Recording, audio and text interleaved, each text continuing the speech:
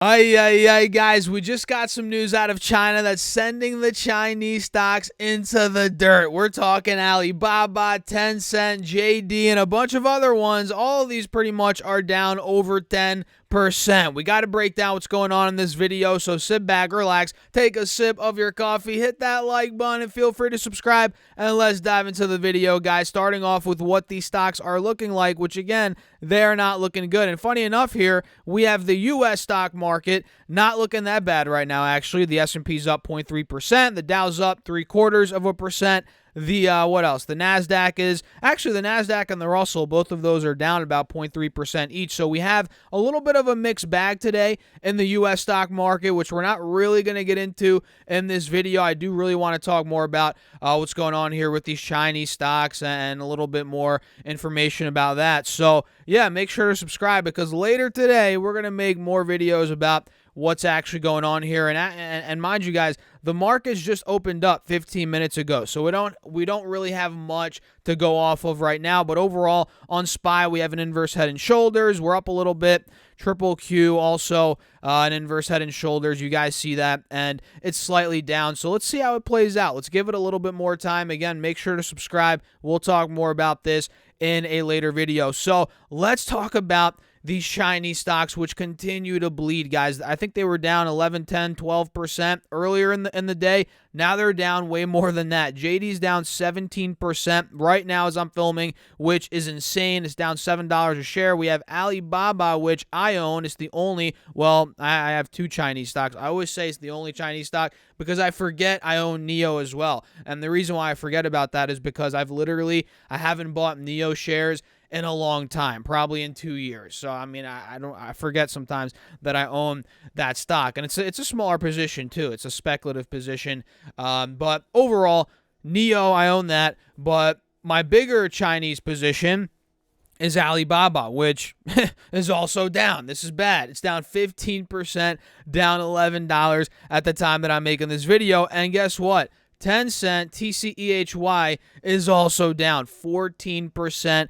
And let's see quickly before we dive into the news in terms of what's actually causing this drop. Let's see how much these stocks are down from their all-time highs. And mind you, if we look here on the max chart, some of these stocks, I think Alibaba, is getting close to where it was almost a decade ago, which is unreal. Look, Tencent from all-time highs is down about 75%.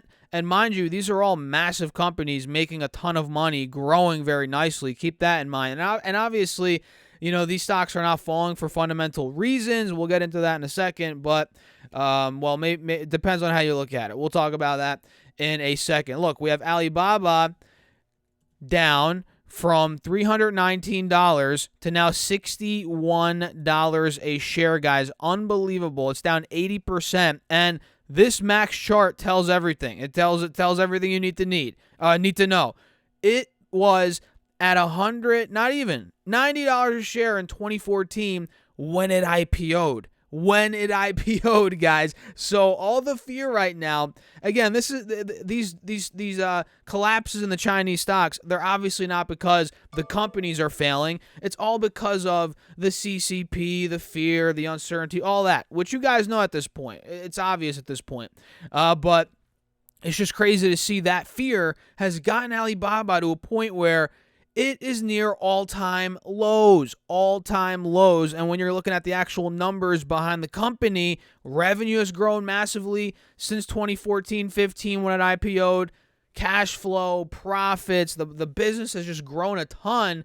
And the fact that it's down at these levels is just unreal. These are unreal times, seriously, that we are that we're living in. So Xi Jinping, and I'm going to mess up a lot of names in this video, guys, so keep that in mind. He has formally stepped into his third term ruling China here, which usually I think they do 2 terms there, I believe. But now he's getting into his third term, and he has a lot of people now working around him that pretty much are they're loyalists, right? They're all looking at him as, of course, the leader, and they're all working very closely together. So on Sunday, after the close of the 5-yearly Communist Party Congress, wait, did I read that wrong? Oh yeah, 5-yearly Communist Party Congress, Xi announced 6 men. So this is kind of, everyone's working, and then they're all working together. Then he also revealed the 24-member Politburo. We'll talk about that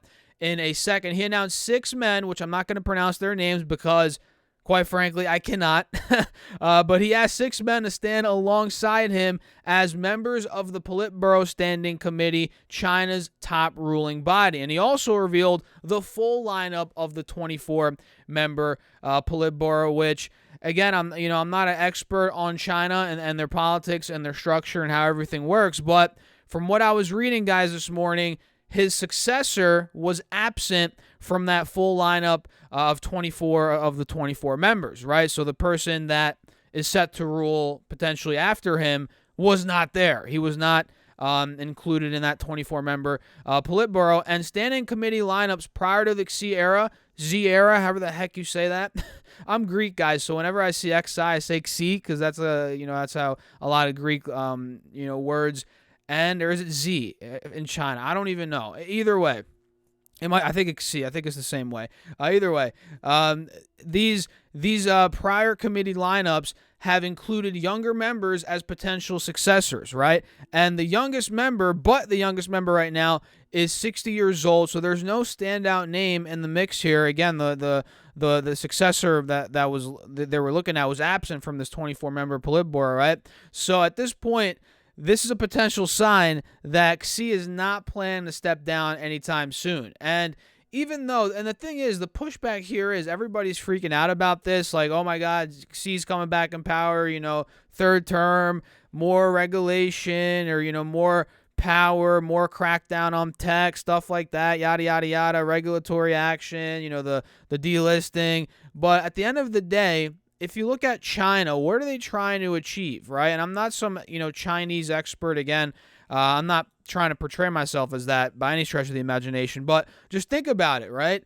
What is China trying to achieve here? They want to become the most powerful country, economy. They want to be the top dog in the world. They're going head to head with the U.S. for a reason, right? The U.S. is the top dog, but China wants to come after them and be the top dog. And they've realized over the past couple decades that it's not going to work with full-on communism, right? So what they're doing right now is kind of like a blend of communism, a little bit of capitalism, because they are trying to, have business succeed and grow there. But at the end of the day, there's always that arching power at the top, which is Xi and all his, the whole committee there.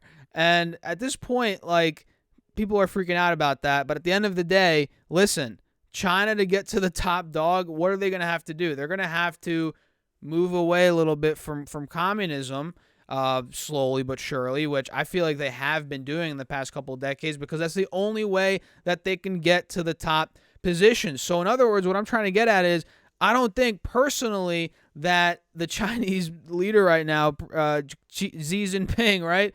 I don't think he's going to tank all these tech giants, have them go to zero, because I guess he's pretty much 80% there. Well, a lot of these are down 70, 80%, but I don't think he's going to completely bankrupt these companies, because without these top dog companies, how is China going to get to that next level? How are they going to build, the economy, the powerhouse that they want, that they are striving for, if they don't have these top dog companies, right? If Tencent, Alibaba, if everything just goes under or just gets completely annihilated, they're not going to be able to get there, in my opinion. And not even just in general, the small business there. Again, I'm not from China. I've never been to China, but it just doesn't make sense to me. Coming from somebody that lives in the U.S., if they want to be a top dog, they can't just destroy their own country from within, right? So that's why I'm thinking, yes, there is regulation. There could be